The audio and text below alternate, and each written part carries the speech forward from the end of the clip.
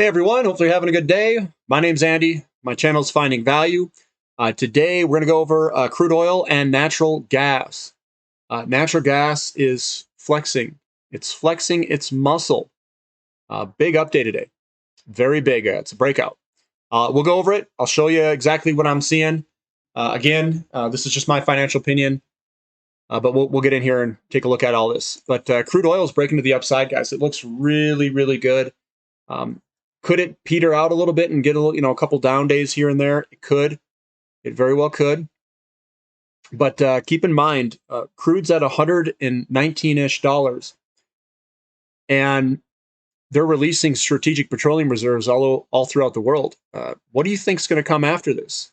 If we can't raise production, are they going to try to force a recession on this, or are they going to have crude oil force that recession? Or is crude oil already the game player who's increasing the 10-year yields? I think that's the case. I don't think the Fed's in control here. I think oil's got it. It's got them by the balls. Let's just say that. It's got them by the balls. Natural gas, breaking higher. Way to go, natural gas. That's called a breakout, boys and girls. Nice good consolidation, and then the break higher. Could we get a little bloody nose or a retest? Very well could. But this will, I think, resolve upward. And we could have a cheetah-style breakout. I am taping this on 6/6 at 2:45 p.m. Mountain Standard Time. So, but this looks absolutely excellent. Even if you get a small pullback, no worries, guys. XOP, yeah, you know me. Getting a little bit of a break higher here. We'll see if that holds. Highly dependent on oil. We'll see what oil does. SM Energy, my boy SM! Sorry, I had to do that, guys. My boy, this is my biggest position, and it's closing. It's closing good. 52.40. 52.40. What happened was we broke out of this basically resistance level. So we got this really strong resistance level. We had a bunch of resistance through here. We had some support levels through here. And we paused there for a little bit. And people are like, what's wrong with SM? It's not moving. And then, bam!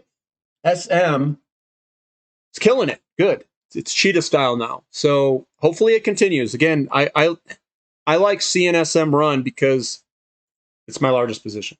So CDEV, another one of my large positions, getting a little, stretching its legs out a little bit today. We're back within this kind of pattern here. We'll see if we run here. Again, this could be a retest move that we come back down. I highly doubt it. But if natural gas continues higher, I don't see why CDEV wouldn't. And I don't think it's a retest move. I think we're going far, far higher to a land far away where strategic petroleum reserves can push us towards the bottom of the pattern, but it can't stop us. Hopefully that's the case. Crew Energy, looking solid. This has had a monster run already, and hopefully it continues. It looks good. Callon Petroleum right back at that resistance line. This is like SM Energy. This blue line, and it's between the white line and the blue line, is a resistance support zone. We've traded there a lot, and we're going to have to get through that to break. But we will. Give it time. Athabasca. 4.4%. Killing it. Good job. This is one I was talking about on the website at $1.60. Hopefully you guys got some ATHOF. What I get it up here, it's had a run, guys. It's had a run. We're now almost $1 above where I said. So just hold on. Looking at recaf, a little bit of an update today. Again, the momentum's coming back down a little bit. This is trading on its own pace. It's an exploration company. You should already know that. Crescent Point Energy stretching its legs out. Like I said before, we were going to hit some resistance level where this circle's at. You hit that resistance level, then you start to break above it. So long that oil remains robust, I think that Crescent Point's going to look pretty good. Northern Oil and Gas. Let's zoom in here. It was up a little bit. It's still moving. we're still getting a little sticky icky in here. What does that mean? Sticky icky means a little bit of resistance coming through here. I'm just kind of looking to my left, drawing this across, and we've got some, some sticky ickiness through here still that we got to break through it. Logarithmic wise, I think if we can break through the 43-ish area, I think we're going to get some movements that might be kind of fun. So that's what I'm looking for. GTE, a small little down day. We're still getting a little bit of resistance up there. Tellurian, a little bit of a down day today. Don't worry, just be patient. Podevco, this thing is right on that resistance line. We'll see if we can break through it. OAS moving higher. Jeez, man, I didn't think I'd be seeing this. We got the strategic petroleum manipulation, and now we're breaking higher. Looks good. Way to go, OAS. CRK breaking higher a little bit, 3.75%. We've got Sandridge just moving sideways. Getting sandy with Sandridge. A little down day there. Ring Energy just moving. A little bit of selling pressure. We'll see what happens coming up. Surge Energy surging higher, up 3.44%.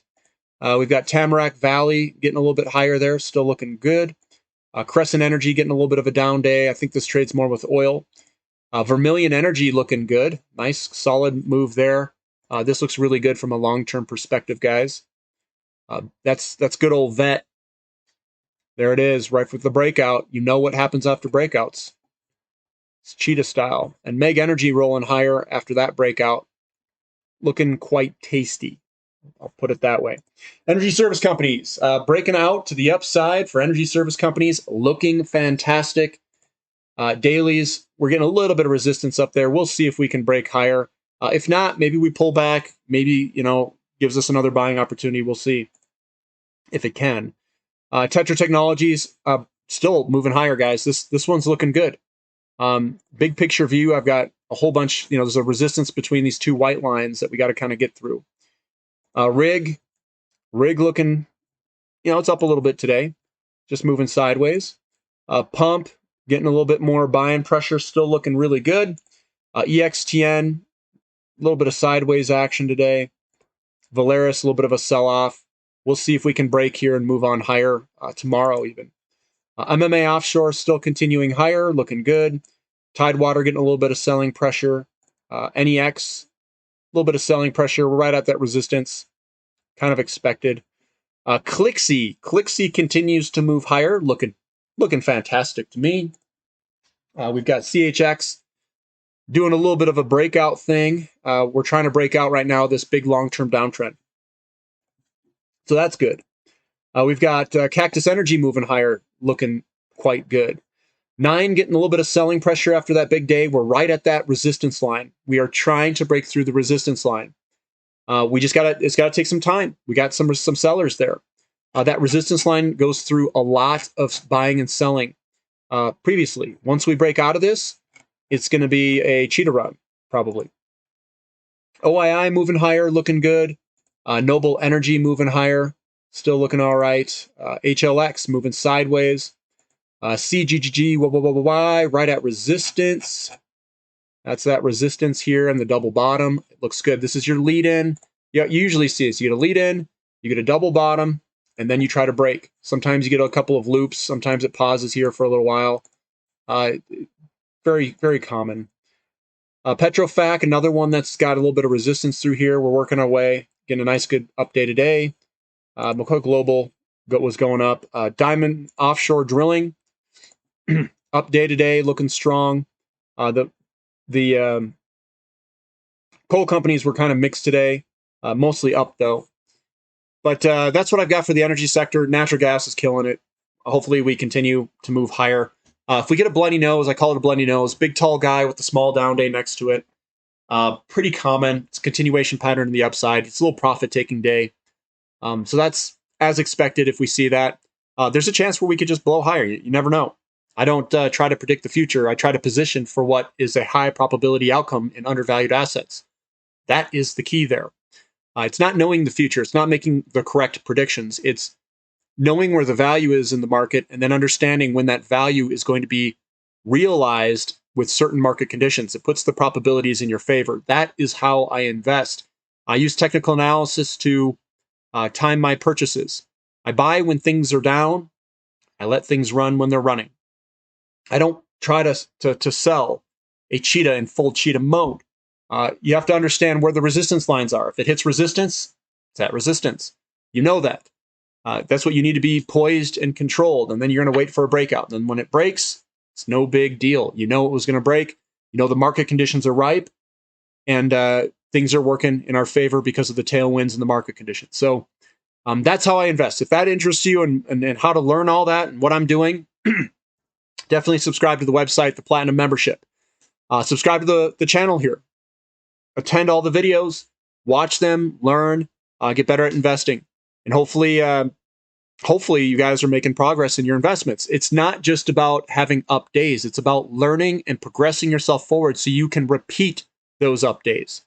The value isn't in getting more money. The value is in learning how to make it. That is what is attractive.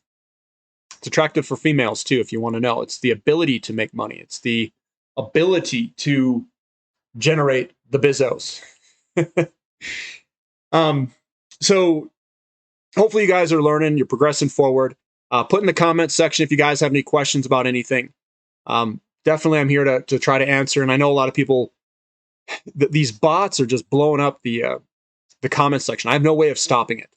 And I'm not going to go in there and delete every little thing that a bot writes because it's just diarrheaing everywhere. So if someone's trying to pretend to be me, it's not me.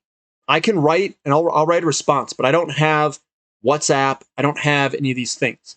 So please don't get sucked into any of those things. Okay. Those are scams. I am not a scam. I'm not here to scam anybody. So, that's what I've got. If you guys, definitely don't forget to give me the thumbs up for the content. We'll see you next time. This is Finding Value.